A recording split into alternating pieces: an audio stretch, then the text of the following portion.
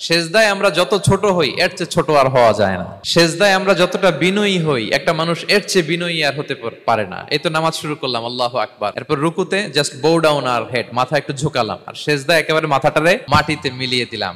তার মানে আমি চলে গেলাম আসফালে। আসফাল মানে সবচেয়ে নিচে, আর সবচেয়ে নিচে যে আমি ঘোষণা দিলাম সুবহান রাব্বিয়াল, মানে হে রব, আপনার প্রশংসা, আপনার পবিত্রতা, আপনি আলা। আল্লাহ, আমি আর নিজেকে এর চেয়ে তুচ্ছ করতে জানি না, এর চেয়ে ছোট আর করতে পারি না। আমি আমার নিজেকে উজাড় করে দিলাম, সবচেয়ে ছোট, তুচ্ছ, নগণ্য করে আপনার সামনে উপস্থাপন করে আমি ঘোষণা দিচ্ছি সুবহান রাব্বিয়াল আলা। পবিত্রতা সেই রবের যিনি আলা, সর্বোচ্চ। সুবহানাল্লাহ পড়েন।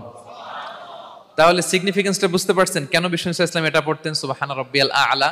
কারণ আমি থাকি সবচেয়ে আসফালে, নিচে, আর তখন আমি ঘোষণা দেই glory be to Allah the most high, the most high, the most high আলা। আল্লাহ, আমি একেবারে নিচে, কিন্তু তুমি হচ্ছে আলা।